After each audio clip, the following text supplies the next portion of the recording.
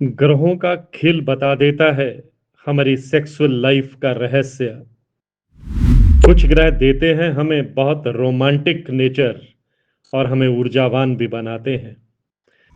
कुछ ग्रह हमें अनैतिक संबंधों और विकृत इच्छाओं की तरफ भी धकेल देते हैं। ग्रहों से जुड़े उपाय करके परेशानियों से पाई जा सकती है मुक्ति। दोस्तों, क्या आप जानते हैं कि आपकी कुंडली के ग्रह न केवल आपके नेचर के बारे में बताते हैं, आपकी हेल्थ के बारे में बताते हैं, आपके करियर के बारे में बताते हैं, आपके नेगेटिव और पॉजिटिव पॉइंट्स के बारे में बताते हैं और आपकी जिंदगी के अलग अलग फैक्टर के बारे में बताते हैं, अलग अलग पहलुओं के बारे में बताते हैं।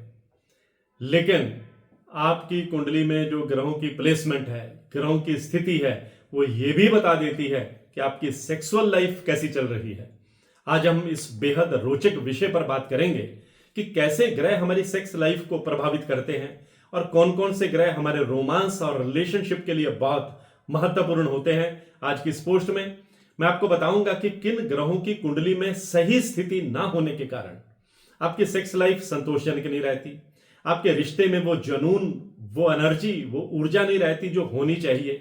इस पोस्ट में मैं आपको ये भी बताऊंगा कि आपकी कुंडली में कौन सा ग्रह आपकी रोमांटिक और यौन इच्छाओं यानी सेक्सुअल डिजायर्स को नियंत्रित करता है, किन उपायों से आप अपनी सेक्स लाइफ को बेहतर बना सकते हैं। तो इस वीडियो को अंत तक जरूर देखें। दोस्तों, सेक्सुअल लाइफ केवल शारीरिक इच्छा तक सीमित नहीं है, बल्कि यह मानसिक, भावनात्मक और ज्योतिषीय कारकों से भी प्रभावित होती है। हमारी कुंडली के कुछ प्रमुख ग्रह हमारी सेक्सुअल एनर्जी यानी यौन ऊर्जा, सेक्सुअल डिजायर यानी यौन इच्छा और परफॉर्मेंस को नियंत्रित करते हैं। इनमें पहला ग्रह जो सबसे महत्वपूर्ण है वो शुक्र ग्रह है। शुक्र को प्रेम का, रोमांस का, लग्जरी लाइफ का, हैप्पी सेक्सुअल लाइफ के साथ साथ हमारी यौन इच्छाओं का कारक माना जाता है। यदि कुंडली में शुक्र बलवान हो तो व्यक्ति की सेक्स लाइफ संतोषजनक होती है। ऐसे व्यक्ति की बहुत रोमांटिक नेचर होती है, बहुत अट्रैक्टिव पर्सनैलिटी होती है, उसकी सेक्सुअल लाइफ भी बहुत एनर्जी वाली होती है। लेकिन यही शुक्र अगर किसी की कुंडली में अपनी नीच राशि में बैठा है या कमजोर स्थिति में है तो वह संबंधों में यानी सेक्सुअल लाइफ में ठंडापन पैदा करता है। व्यक्ति अपनी सेक्सुअल लाइफ से सेटिस्फाई नहीं रहता, अपने पार्टनर के साथ भी उसकी कन्फ्रंट्रेशन या अनबन बनी रहती है। यदि शुक्र अष्टम भाव में हो तो व्यक्ति का सेक्स जीवन गुप्त और रहस्यमय हो जाता है। यदि शुक्र शनि या राहु से पीड़ित हो तो व्यक्ति असंतोष यानी कि या अनैतिक संबंधों की तरफ भी आकर्षित हो सकता है। अगर किसी व्यक्ति की कुंडली में शुक्र कमजोर हो तो ऐसे व्यक्ति को शुक्रवार को सफेद वस्त्र धारण करना चाहिए, सुगंधित इत्र यानी अच्छे परफ्यूम का इस्तेमाल करना चाहिए, कांच के बर्तनों में भोजन करना चाहिए, सुबह नहाते समय पानी में थोड़ा गुलाब जल डालकर नहाना चाहिए, गुलाब या चमेली के फूल अपने बेडरूम में रखने चाहिए। अब शुक्र के बाद दूसरा ग्रह मंगल है। मंगल ग्रह जुनून और ऊर्जा का प्रतीक है।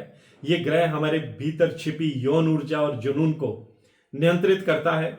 जिस व्यक्ति की कुंडली में मंगल मजबूत स्थिति में होता है वह व्यक्ति बहुत ऊर्जावान होता है, बहुत साहसी होता है, उत्तेजना से भरपूर होता है। उसका यौन जीवन यानी उसके भीतर बहुत सेक्सुअल एक्साइटमेंट रहती है। लेकिन यही मंगल ग्रह अगर किसी व्यक्ति की कुंडली में कमजोर स्थिति में है तो वह व्यक्ति को गुस्सैल बना देता है, अग्रेसिव नेचर दे देता है, उसका अपने पार्टनर के साथ हमेशा संघर्ष बना रहता है, टकराव बना रहता है, जो उसकी सेक्सुअल लाइफ को भी कहीं ना कहीं प्रभावित करता है। ऐसे व्यक्ति जिनकी कुंडली में मंगल कमजोर स्थिति में है उन्हें चाहिए कि वह मंगल को मजबूत करने के लिए मंगलवार को हनुमान जी की पूजा करें, लाल रंग का प्रयोग बढ़ाएं, रोजाना योग और एक्सरसाइज करें। मंगल के बाद तीसरा ग्रह चंद्रमा है, जो भावनात्मक संतुलन और हमारी इच्छाओं का कारक ग्रह है। चंद्रमा मन और भावनाओं का प्रतिनिधित्व करता है। यह सेक्स लाइफ में बैलेंस और इंटीमेसी यानी अंतरंगता, अपने पार्टनर के साथ इंटीमेसी बनाए रखने में मदद करता है। जिनका चंद्रमा मजबूत होता है वो अपने पार्टनर के साथ इमोशनली बहुत कमिटेड रहते हैं, रोमांटिक प्रवृत्ति के होते हैं, आर्टिस्टिक नेचर भी रहती है। लेकिन यही चंद्रमा अगर कुंडली में कमजोर पड़ जाता है तो ऐसे व्यक्ति को मूड स्विंग की समस्या रहती है, हल्की एंग्जाइटी भी वह फील करता है, यौन इच्छाओं में, सेक्सुअल डिजायर्स में कमी हो जाती है, यानी सेक्सुअल डिजायर उसकी कम होती चली जाती है। अगर कुंडली में चंद्रमा कमजोर है तो ऐसे व्यक्ति को सोमवार को दूध या चावल का दान करना चाहिए, शिवलिंग पर जल अर्पित करना चाहिए, पूर्णिमा के दिन चंद्रमा को अर्घ देना चाहिए। चंद्रमा के बाद अब राहु और केतु की बात करते हैं। अप्रत्याशित बदलाव और फैंटेसी के कारक हैं ये दोनों ग्रह। राहु और केतु यौन जीवन में अप्रत्याशित बदलाव लेकर के आते हैं।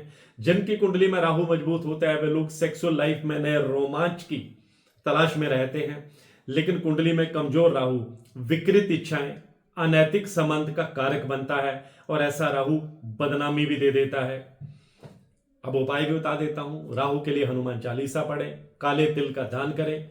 अंत में मैं आपको यह भी बताना चाहूंगा कि हमारी कुंडली का कौन सा भाव यानी कौन सा हाउस हमारी सेक्स लाइफ को नियंत्रित करता है। 7वां भाव विवाह और मैरिड लाइफ का प्रतीक है। 8वां भाव गुप्त यौन इच्छाओं और रोमांस का कारक है। 5वां भाव प्रेम और रोमांटिक संबंधों का कारक है। यदि इन भावों में राहु, केतु या शनि की उपस्थिति हो तो यौन जीवन में हमारी सेक्सुअल लाइफ में परेशानियां आती रहती हैं। दोस्तों, ज्योतिष के अनुसार यदि आपकी सेक्स लाइफ प्रभावित हो रही है तो इसके पीछे आपकी कुंडली के ग्रहों का खेल हो सकता है, लेकिन ज्योतिषीय उपायों से इसे संतुलित किया जा सकता है। अगर आप अपनी कुंडली का विश्लेषण करवाना चाहते हैं और अपनी सेक्सुअल लाइफ को और बेहतर बनाना चाहते हैं तो अपनी कुंडली के ग्रहों के मुताबिक परामर्श लेने के लिए इस वीडियो में दिए गए व्हाट्सएप नंबर पर संपर्क करके आप कंसल्टेंसी ले सकते हैं। इसके लिए संपर्क करने पर आपको व्हाट्सएप पर ही टर्म एंड कंडीशंस बता दी जाएंगी। अगर आपको ये वीडियो पसंद आया हो तो इसे लाइक और शेयर करें। चैनल को सब्सक्राइब करना मत भूलिएगा। आपका बहुत बहुत आभार। मैं हूं गुरमीत बेदी।